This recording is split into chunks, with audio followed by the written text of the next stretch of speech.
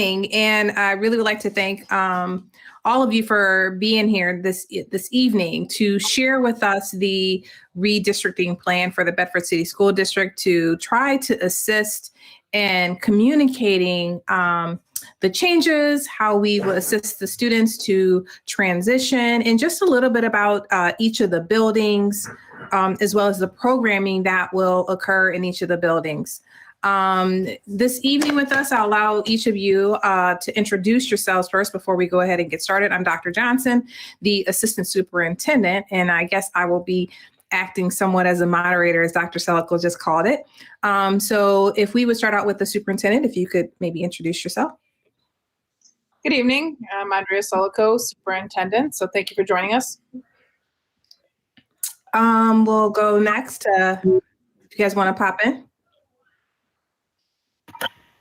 Hi, everybody. I'm Diane Shenter. I'm the Director of Data Assessment and Preschool. Hi, everybody. I'm Felice Willis. I'm the Curriculum Director for the district. And we'll finish off with your department, Felice. Good evening, everyone. I'm Dorinda Hall, the Elementary Curriculum Specialist for the district. Good evening. My name is Claire Gowing. I'm the Secondary Curriculum Specialist. Our middle school principal, you want to go ahead? Jatina Threet. Oh, sorry. Oh, you can go ahead, Jatina. Jatina Threet, Principal of Columbus Intermediate School. Hello, thanks for joining us. I'm Kim Sterlikar, the principal at Heskett Middle School. I am Mary Catherine Rakowski, the principal at Carrollwood Intermediate School. Good evening. My name is Erin Black. I'm the principal at Glendale Primary School. Hi, everyone. My name is Monique Winston, and I'm the principal of Central Primary School.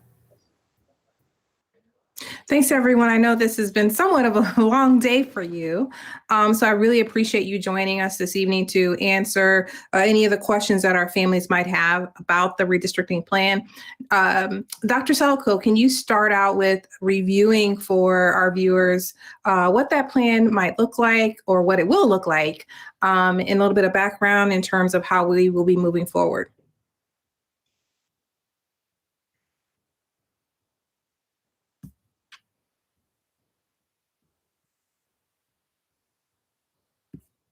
Is she muted? Dr. Selico, you're muted. Thank you. I'm going on and on. I don't typically mute, so sorry about that. So yeah, this evening I'd like to talk to you a little bit about the history and kind of leading up to where we are today and reasoning behind the transition and the recommendation for the reconfiguration of grade bands. And so as Dr. Johnson implied, I'll review that in just a moment. But what I'd like to say is that we actually studied this in 2017. We looked into this exact model that we're switching to today, which I'll describe in just a few minutes. But we did the study at the time, and actually in 2017, we had a little bit higher enrollment than we do now. So what we have found is that our enrollment, unfortunately, is shrinking. And that could be due to various reasons. It could be due to vouchers, community schools, certainly COVID, and what has happened with the online movement. And people, we've had about 100, if not more, move to migrate to another online platform for their choice in education. So we have seen a decline overall in the state of Ohio. Actually, in talking with most districts, most are experiencing a decline.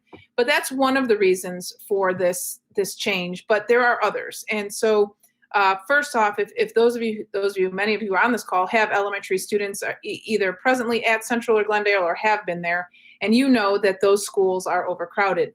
And even with the decrease in enrollment, they are still crowded in the sense that we don't have the capabilities to do really what our students deserve and what our staff deserves and afford those opportunities to have their own space, et cetera. So we recognize that as a need. We also recognize the need for rooms. Currently, we have 2 full-day programs at Glendale, along with 3 integrated classrooms with special needs students. And so those are half-day programs. But what we'd like to do is expand and be able to have preschool programming at our other elementary school, Central. So we would have preschool through second grade there. And as a result, in order to fit the preschools, is we would need to then move third grade up. So we would have a third, fourth, fifth grade building, and those would be Columbus and Carrollwood respectively. And then we would have our middle school would be 6, 7, and 8.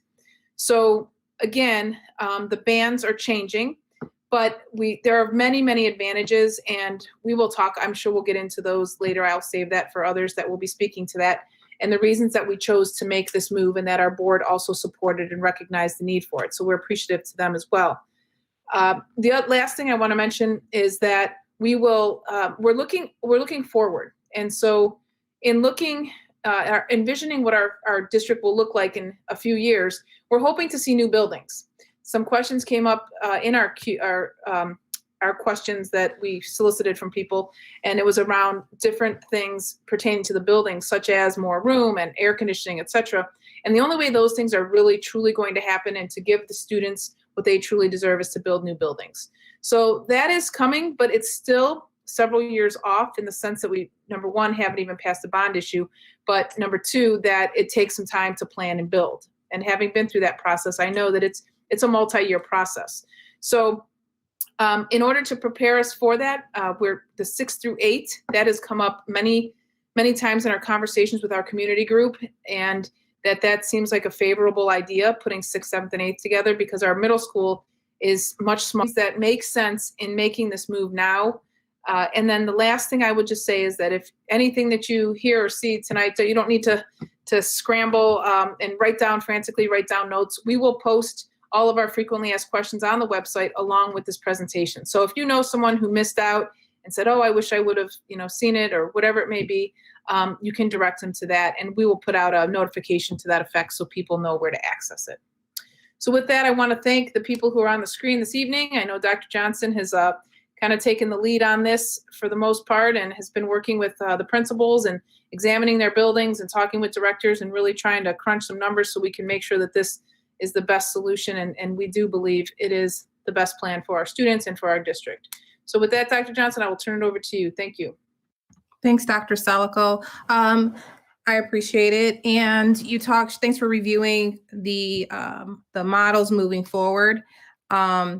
This would be the plan, as you stated, for next year. So with that, I feel like it's really important to give the principals some time to talk about what the middle school day looks like. What does an intermediate day look like? Because I know those are some questions as well that have come in from the parents. So we'll start out with Mr. Earlcar, the principal of Heskett Middle School. So if you could spend 2 to 3 minutes talking about that. Hi, hello, and welcome again. So just a little bit about the middle school model and the thought about turning the middle school so it doesn't look like a junior high into a middle school model, and inviting the 6th graders into our building. So there will be transitions for students within the building. But in order to think about that, I want you to think about 6th grade is almost a school within a school. So the transitions will be a little bit less, but they will also be with the accompaniment of their teachers when we can, especially from specials to lunches to restrooms, those things. So again, if you don't know, I have experience being the Columbus principal. So I do have some experience working with 4th, 5th, and 6th graders in the past as well. So students will transition with their teacher when they're moving from class to class and into specials. Students will also be placed on teams like they are at Columbus and Carrollwood. There will be 2 6th grade teams. The teams will also be positioned near each other. And the way that our school is currently set up, we are able to have teams of 4 in like a quad. So when there needs to be team teaching, walls can be moved. And there's those opportunities as well. 6th graders will all eat lunches with each other, and then they'll eat with their teams. And they will also have specials with their teams. So in other words, 7th graders and 8th graders will not be intermixing with 6th graders during those core times, during those specials times, or their lunch times. And as a matter of fact, if you have a current 7th grader or a current 8th grader or up to be, they will not be intermixing as well. So there are 7th grade lunches, 8th grade lunches, and 6th grade lunches, as well as 7th grade specials, 8th grade specials, and 6th grade specials. Speaking of specials, the unique opportunity that we can bring to you at the middle school is students will have 2 specials. That allows our teachers to have an extra planning period so they can co-plan with each other and really have a great opportunity to work together as a team. Students will all take 1 wheel of specials, and that will be art, PE, technology, and world cultures. That will be a 9-week course for each of those. And then all students will take 18 weeks of music, and they will have a choice. They can choose either choir, band, general music, or orchestra. And then all students will also take a 18-week transition course, a 6th grade transition to the middle school course. So your 6th grade students, if you have them, took surveys or are taking surveys this week at Carrollwood and Columbus to choose their music. Once that choice is made, we will get that information to the parents so you know what your child has chosen, and then you can give feedback if necessary. So I think those are all the comments I have. I am super excited. I do have experience working with 6th graders, and I'm very excited to welcome them, as well as the teachers and the staff here. We're all excited to have them into the middle school. So thank you. Thanks, Mr. LaCar. At this time, we will have one of the representatives from the intermediate level talk a little bit about the intermediate school day. So thank you for coming. This is Mrs. Threet, Principal of Columbus Intermediate. I will start. Mrs. Rakowski and I work very closely together, so we're going to tag team this in this 2-minute time frame. As we greet our new 3rd graders with excitement, we plan to have them in a self-contained classroom. And let me just briefly tell you that self-contained means that they will not be switching classes. We feel it was appropriate for our 3rd graders not to be rushed into switching classes. And we don't want to disturb or interrupt the routines that they've had in the primary grades. So they will be self-contained, and they will transition around the building with their teachers. So they will go to specials with their teacher accompanying them, lunch, and so forth and so on. So, and then as they begin to move up into 4th grade, then we'll begin to have them transition from class to class and be on teams. So at this point, they will be self-contained in a classroom. They will have a lunch period where they will eat lunch as 3rd graders. 3rd graders will eat lunch together. And we have lunch periods by grade level. So they will not be interacting with 5th grade. They will be with their own particular groups. I am going to have Ms. Rakowski now just touch base with you a little bit about our specials and how those specials will run for our 3rd grade, 4th, and 5th, just so if you have a 4th or 5th grader. So we do have specials. We have music, we have technology, we have library, we have phys ed, and we have art. Our 5th grade specials are a little different than our 3rd and 4th, because in 5th grade, you're able to choose from band, orchestra, choir, general music, and then of course you will have your technology, your art, your phys ed, and your library. In 4th grade, our 4th graders will have a chance to take strings this upcoming year. And I believe our 3rd graders are going to have a chance to play the recorder this year. And we will also be allowing or having the 3rd graders work with other instruments as well. So that will be a new thing. Our 3rd graders will have a chance to experiment and explore in music. Our 4th graders will start with the strings and explore other instruments as well. So we're very excited about that. But I do know that the one thing that some of our families and our parents are apprehensive about is the intermingling. During the day, our 3rd graders are separated from our 4th graders. Our 4th graders are separated from our 5th graders unless they are supervised. So just wanted to make you aware of that. Thanks, everyone. At this time, I really would like to take some time to ask you some of the questions that have come about so far. I want to reiterate that we will make sure that these questions are posted out there on our district website, and we will provide opportunities for you to continue asking any questions that you might have as a result of this evening's presentation. The first question, it's about preschool. They want to know, Ms. Schunter, will there be a full day program for 3-year-olds? And also, how will parents register their children for preschool? Okay, so we are exploring our options for the next school year, but at this time, it really doesn't look like we will be having a full day program for 3-year-old children. We do currently accept 3-year-olds into our half-day classes, and we will continue to do so.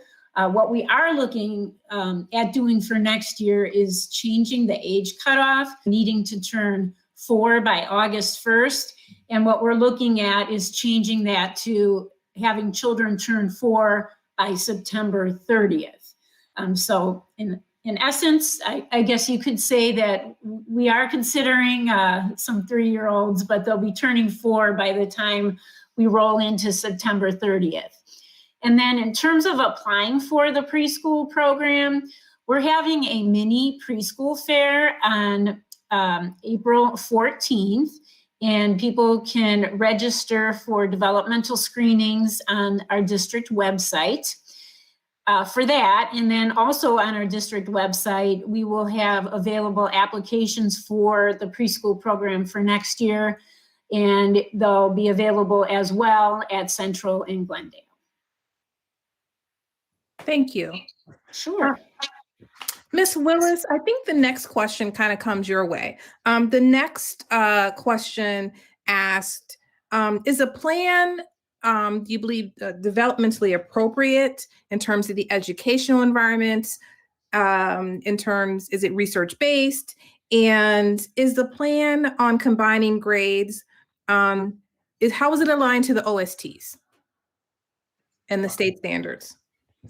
So one of the reasons why, or one of the many reasons why we looked at this reconfiguration was because, as you know, we have a 3rd grade guarantee legislation from the state of Ohio. And since we have made the decision as a district that a majority of our 3rd graders will be promoted to 4th grade, having the 3rd grade and the 4th grade in the same building allows those students to get the support that they need from qualified teachers. With the grades in different buildings, it makes that process much more difficult. It makes that conversation between teachers and the sharing of necessary materials and resources just a little bit more of an inconvenience. And so putting those 2 grade levels together allows us to service those students better and allows us then to have buildings that align to the way that the state of Ohio has designated their content standards. So again, when we are reviewing materials and studying evidence-based strategies that we want to use with groups of children, we're doing them in what we call grade bands. So what is most appropriate for K-2, what is most appropriate for 3-5, and what is most appropriate for 6-8, and then 9-12. And so this configuration will allow us to be in alignment with the ODE and make those expectations a lot easier for us to more successfully and more productively carry out with our students. We also took some time to look into the SEL research behind these configurations. And again, we feel as though there is evidence that points to this being extremely developmentally appropriate in regards to students' social emotional needs as well. Thank you. Ms. Black, can you talk a little bit about the costs that seem to have come up as well in terms of the preschool programming? Sure, that's a great question. So right now, the cost for full day preschool is $95 per week, and that's billed monthly. Assistance may be available, and that's based on your income and the availability of grant slots. Part-time preschool, which you heard Ms. Schunter speak of, that's $20 per week. And tuition may also be adjusted based on income. We also offer some flexible ways to pay. Some parents pay all at once. They want to pay up through several months. You have some people who want to pay base week by week. We now offer online payments as well. And so there's lots of ways to pay, but those are the prices as they stand right now for tuition. Thank you so much. Dr. Salico, there a couple of questions came up about transportation. Can you speak to a little bit of that, whether it be those grade bands or preschool or anything in terms of transporting students? Yes, we have a board policy around transportation in terms of the mileage each grade level has. So in other words, some students are a mile, 2 miles, 1.5 miles, etc. And so we intend to keep that relatively the same. Where we will have a little bit of a glitch that we have to examine is with our 6th graders because they were in an elementary building and now they're going to a middle school, and our middle school busing is different. So we will be looking at that. In looking at that, though, and trying to anticipate, we believe it'll affect only a very small number, if at all. And then as it relates to preschool, we are still assessing that. It's a possibility, but we are unsure until we can cost it out and see if we have staff, personnel, buses, et cetera, to be able to do that, and that the law sees fit, because there are regulations a lot around preschool. So we still are looking into that, and so we don't have an answer on that, but once we do, we certainly will get that to people. Thank you. A couple of these questions I think we've answered in terms of the mingling or mixing of grade bands and transition, as well as the current grade configuration. So I'm going to skip down to, there was a gifted question on here. They asked about how or where the students are served. Are both schools going to still have a gifted program? I'm thinking they're speaking of the intermediate buildings. Yes. So in grades 4 through 12, we really service our gifted students through a model that we would call acceleration, which means that students are able to take the next grade level content. So a 4th grader might take 5th grade content, a 5th grader might take 6th grade content. We have every intention to continue with that same model, and again, have no reason to believe that we would be concentrating classes in certain buildings. Our intent is to continue offering all students their services, including gifted services, if they qualify, in their home buildings. Thank you. I think you guys have answered some questions in regard to the specials programming and things like that. There was a question that came in terms of assisting students to transition that might be on a 504. Can you talk to us a little bit about how that occurs? I'm not sure if one of the principals would like to speak to that. So when the student transitions from one grade band, maybe from Central to Columbus, and then from Columbus to Heskett, what happens? How do you guys ensure that those 504 services continue? I can take that, Dr. Johnson. We speak very closely, or we're in contact with the principals. I would be in contact with Mrs. Black, and then I would speak with Mrs. Sterlicard. Not only am I in contact with the principals, but our school counselors are in contact with each other. So when we have students that may have a 504 or any other needs, we make sure to communicate. And then we also encourage parents, guardians to contact us if they have any concerns, and to please schedule a meeting with us at the beginning of the school year, or even at the end of the school year, and then follow up with us at the beginning of the school year to make sure that all their needs and concerns are addressed before the school year begins. If they would like to meet the teachers ahead of time, then we will try to make that happen, just to put their minds at ease. But we are in communication with each other to make sure the transition for the students are to the best possible. Thank you. Dr. Salico, there were a couple of questions that came up about virtual learning in summer school. You want me to address those now? Can we save those to the end maybe and come back to those? Whatever you prefer, Dr. Johnson, I'll be ready.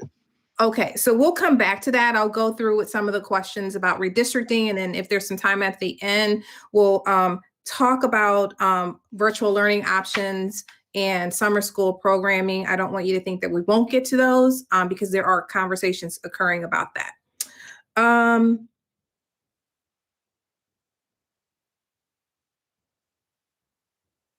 Trying to think, we've answered a lot of these. Open enrollment for preschool. That question came up a couple. Is Glendale, will I go to my homeschool for preschool? How will that work, Diane? Do you want to talk a little bit about that? Yeah, sure.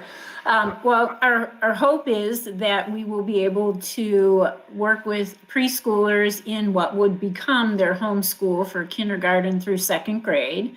So we'll be looking at all of the applications that we receive and attempting to slot children so that they are attending their home schools. And then we're also going to be looking at the applications and the number of slots overall. And if we have enough slots to serve all of the children, we'll be able to put everybody in.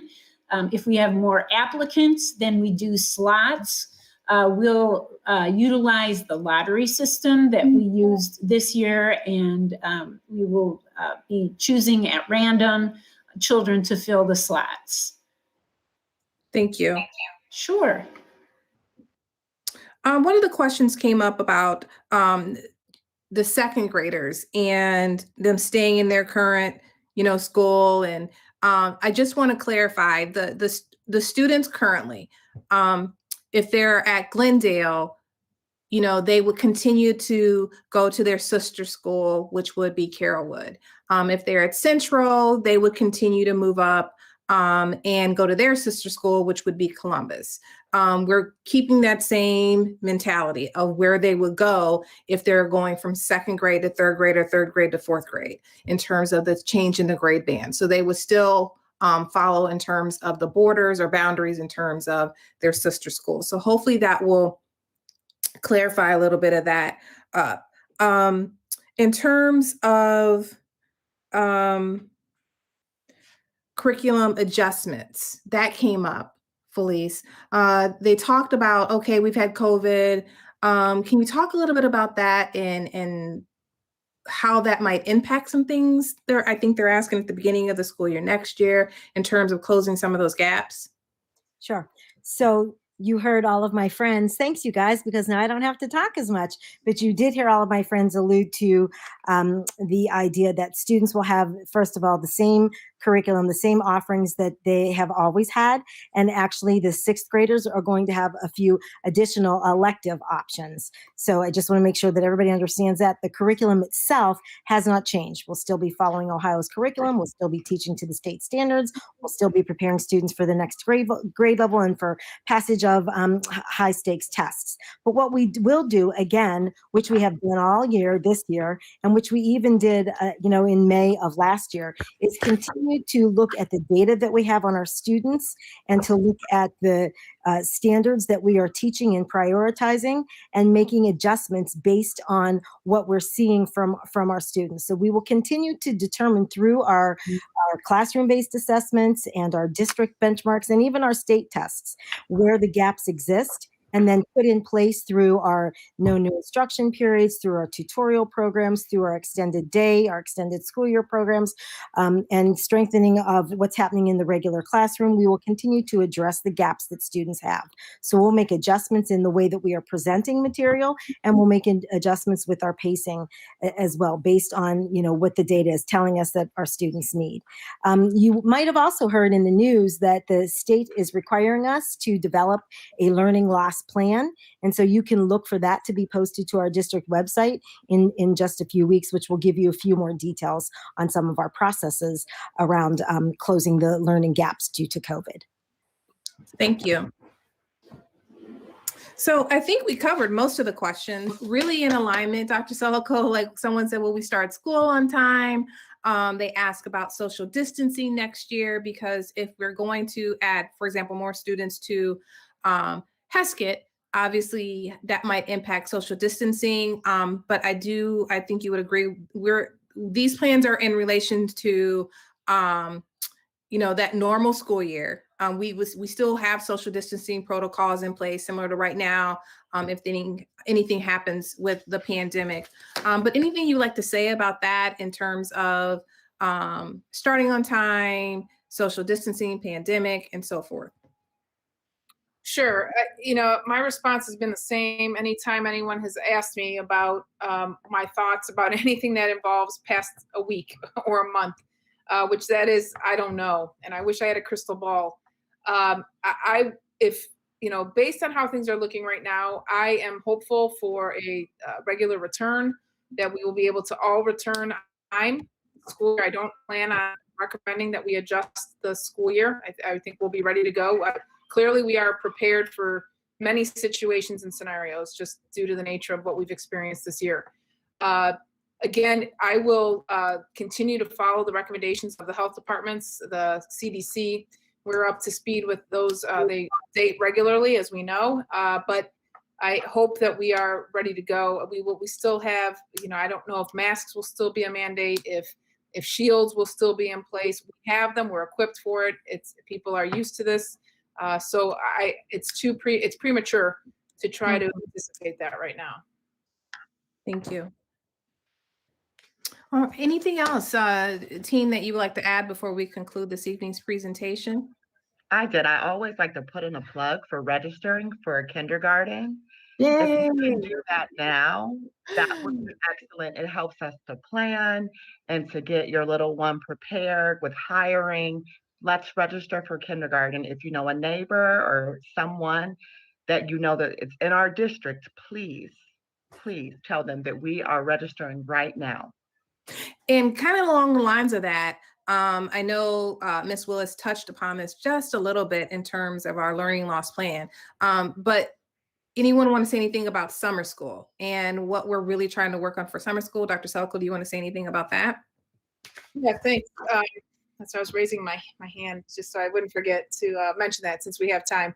But I do want to get this out there. We have not advertised yet, and I know as parents we want to plan for the summers well in advance. And I know many people look at summer camps, and I want you to keep in mind that we are going to provide a very robust and I think an excellent program for our students to extend our school year, especially for our kindergarten through sixth grade. First of all, we will have a summer bridge camp, a kindergarten boot camp for 2 weeks. So those preschoolers entering kindergarten will have that. And then we'll have a full day program is what we're anticipating, kindergarten through sixth grade. We are trying to make it where we would have a full day in-person opportunity, as well as a half day online option for those who are still not comfortable sending their children to school. We will have small teacher-student ratios. We'll have a lot of space. We're hiring a lot of teachers.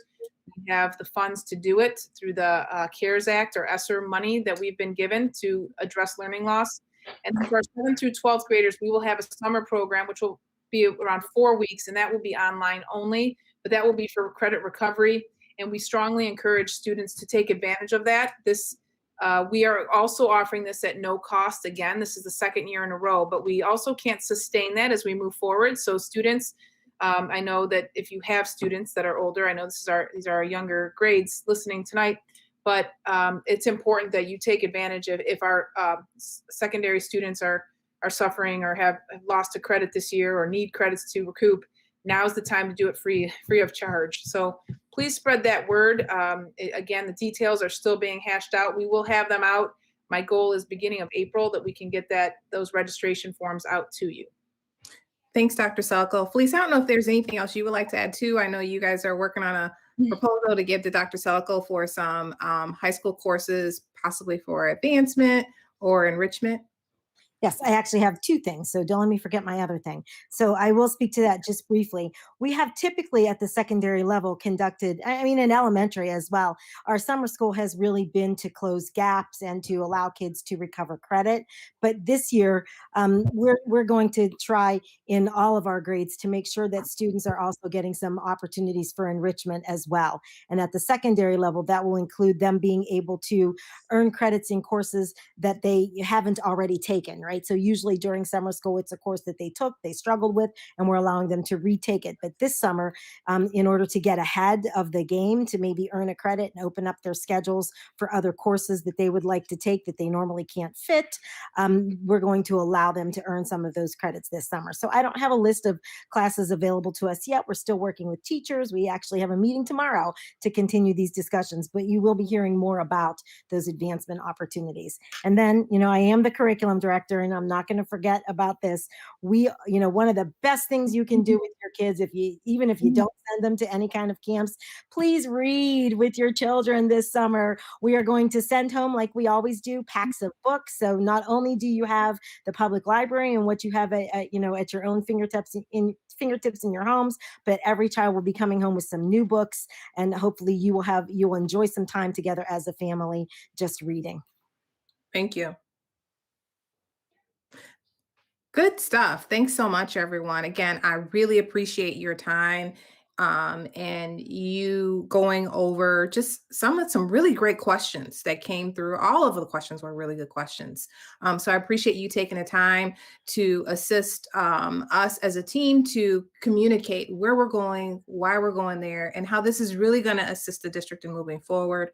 Again, to our community, we will post this video on the website as well as send out the FAQ sheet. So thanks again, and everybody have a great night.